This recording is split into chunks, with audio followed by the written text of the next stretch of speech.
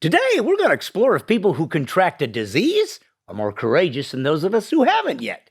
If so, why aren't we handing out trophies so they have something to show for it? Ooh, sounds rough. Come on in.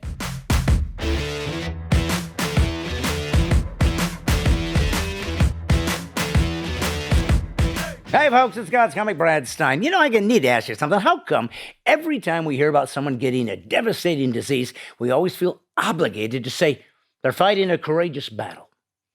I don't mean to be insensitive, but how are you being courageous simply by being diagnosed with a disease? The fact that you're searching for a cure and trying to remain optimistic, well, you're under dire circumstances. It's not necessarily courageous. It's called, what else would I do? I'm not dead yet. What are my options, doc? You're the expert. Crap. If I get cancer and the doctor said, well, listen, the cure was to tie 3 chickens together by the tail and hang them around your neck while playing the flugelhorn through my nose, I'm on it. I'm not courageous. I'm desperate. Sounds to me more like I got nothing to lose. If you get diagnosed with a life-threatening disease, you really don't have a whole heck of a lot of options, do you? Outside of, joining the French Foreign Legion or taking up lion taming as a hobby between chemo, there really isn't anything courageous to do while you're trying to get healed. See, I think courageous is the wrong word. Hope maybe, or remaining upbeat and seeking a cure, that's a more accurate term, I guess. And the only admirable trait is you don't quit trying until the end, because whatever the outcome, it's out of your control. I don't know anyone who hasn't somewhere been affected by the most ruthless of diseases, cancer. Cancer, like other residues of the fall, is one of the many devastating byproducts of this cursed earth. For some, it'll become terminal. But the truth of life is the moment you're conceived, guess what? You're terminally ill. The moment you're alive at conception, you're stricken with the ultimate killer disease that's never cured, mortality. The truth is, if we admit it to ourselves, this courageous battle thing, it's actually the rest of us healthy folks thinking, if we praise the one with cancer, maybe we won't get it. It's really those spared this horror, often trying to make sense of the senseless. Praising the disease-stricken can almost be like a subconscious neo-talisman, as though we're speaking to the spirit world. Hey, look at me. I'm praising that person that has something I don't want. Does that mean I get a pass, please? Look how sympathetic I'm behaving.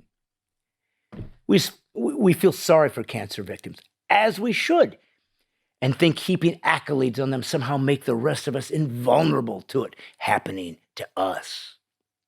Truth is, every day you're alive is one day closer to you being dead. Nice thought, huh? Seems if we all saw life as a terminal illness, it would actually give us as humans the truth perspective we could all live by. Now, I'm sure some of you watching this might be tempted to confuse my words as insensitive to people suffering this indignity as we speak. But here's what I'm getting at.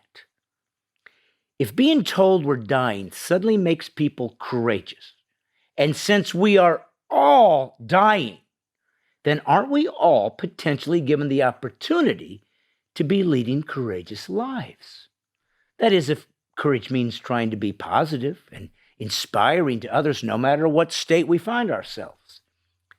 Disease is just a rude awakening to the fact that we're always seeking the winning outcome to a game it's already rigged.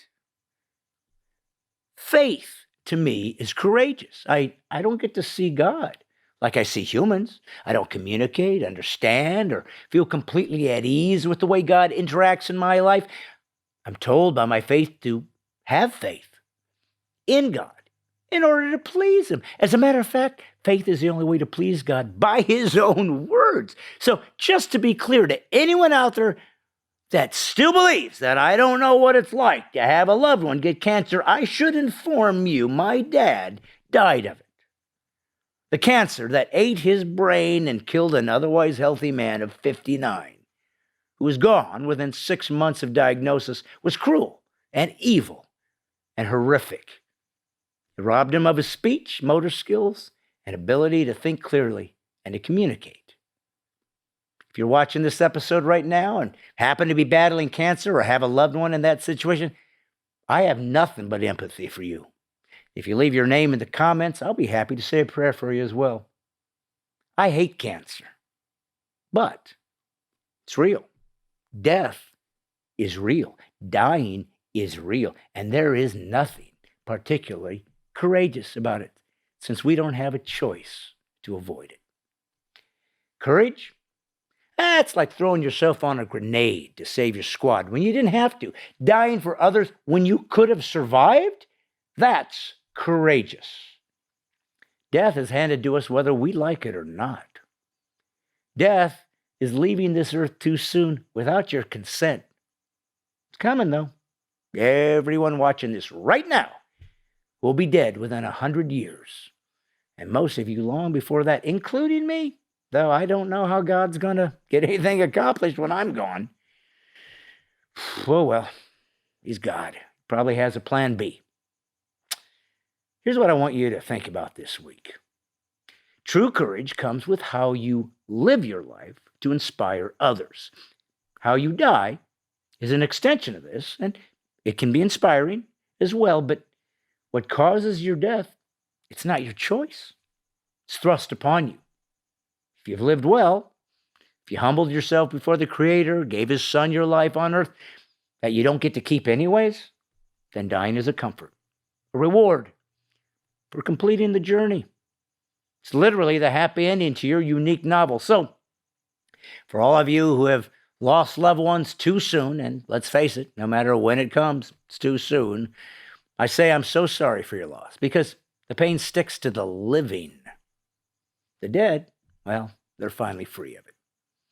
If you're waiting to be dying, start living courageously. Perhaps you're missing your best opportunity to inspire and assist others in showing just how wonderful life can be if you choose the attitude of gratefulness, no matter what life throws your way. Because as you get older, you're going to learn, if you're wise, dying just isn't courageous. Living is. This is God's comic, Brad Stine.